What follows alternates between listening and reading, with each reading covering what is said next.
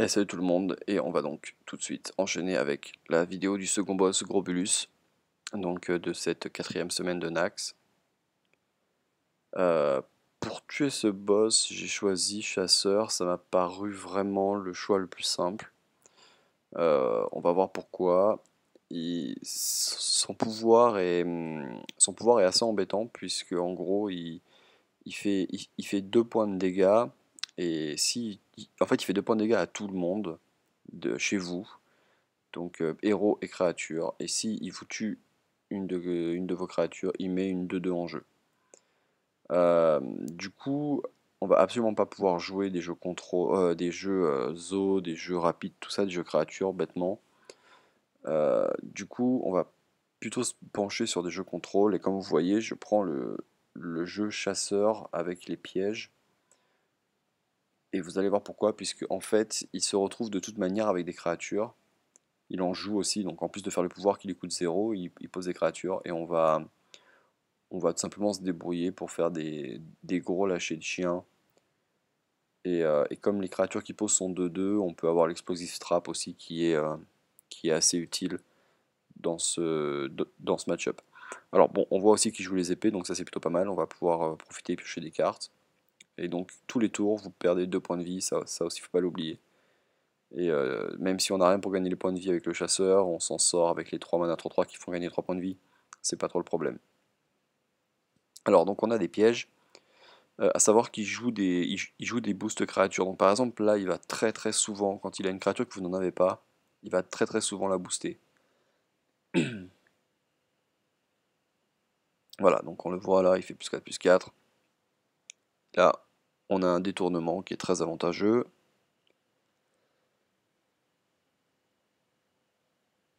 Ok, et il va passer. Voilà. Bon, donc là, on voit tout de suite qu'on a un peu pris enfin, pas vraiment le contrôle de la game, mais on a réussi un petit peu à calmer les choses, puisqu'avec le givrant, on n'a plus grand chose à craindre. Et on va commencer à lui faire des points, attendre qu'il pose des créatures, et pouvoir faire Buzard lâcher des chiens. Alors, il a Crash Vase qui est assez embêtante, mais bon, on a approximativement 10 cartes pour le gérer, c'est pas trop le problème.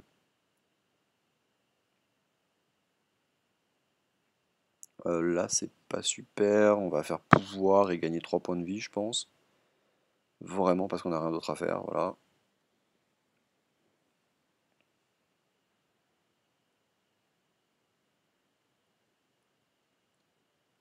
Bon, on baisse les points pour être sûr que sa 3-1 meurt sur notre 3-3 qui va passer 3-1 maintenant avec le pouvoir.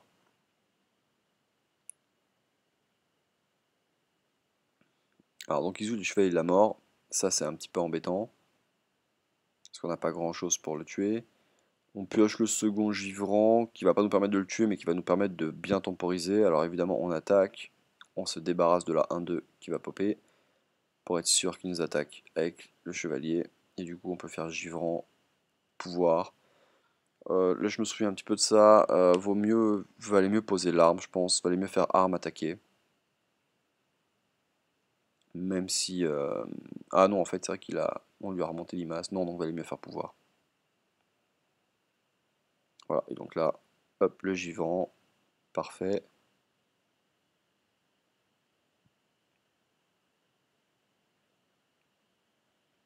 Bon bah on va tenter le compagnon.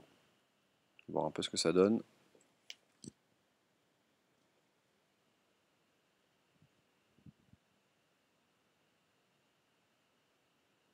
Ok bon c'est pas super.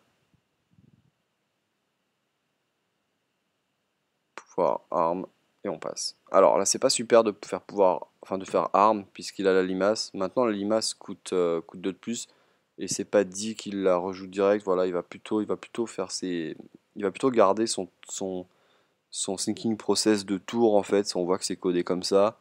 Il doit poser abomination, c'est pas très grave. On lui a remonté la limace. Mais bon, même s'il y a une arme, ils ont pas codé comme ça. Il pose l'abomination. Bon là, ça nous aide bien puisqu'on va on va réussir à se débarrasser de tout ça grâce à l'abomination, je pense. Voilà, on cherche le lâcher des chiens parce qu'il nous le faudrait vraiment. Bon, on le trouve. Ok, bon bah alors là, alors on a un chien qui peut pas popper, mais de toute façon c'est pas très grave, on n'avait pas trop le choix.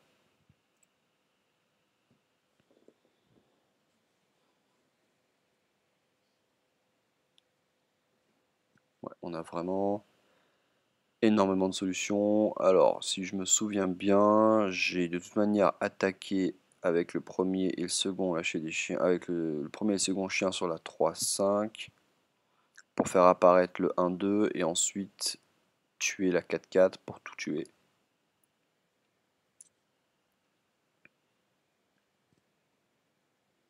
Voilà, c'est ça.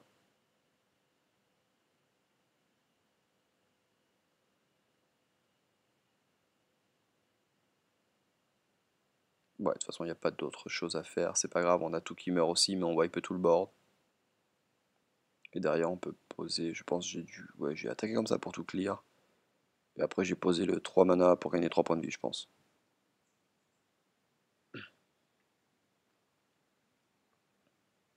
Voilà. Et on peut attaquer avec l'arme, bien sûr.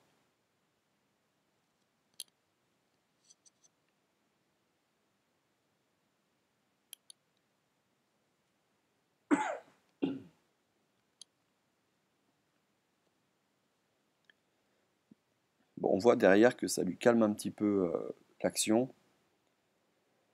Et il est à 21. Et 21, on a le kill en 2 tours là.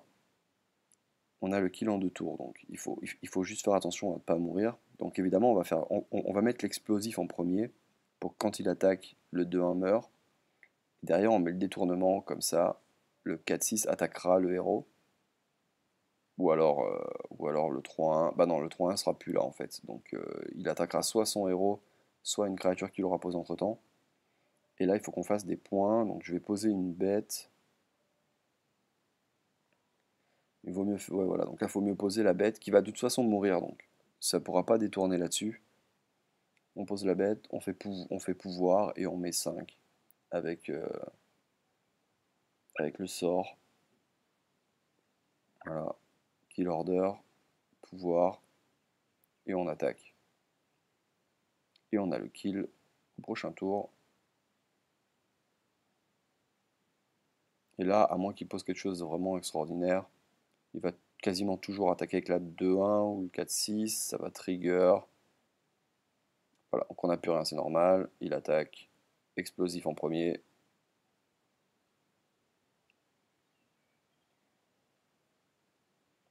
Et détournement.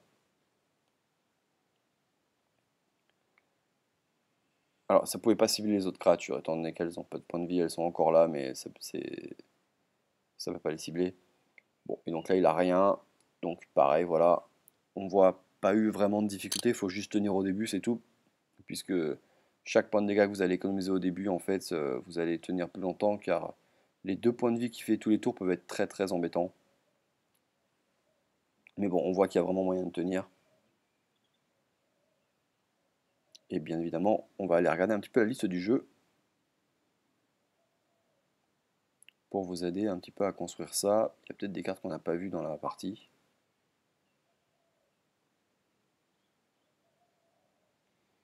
Alors, la marque du chasseur, voilà, c'est bien celui-là. Ah, je vais revenir.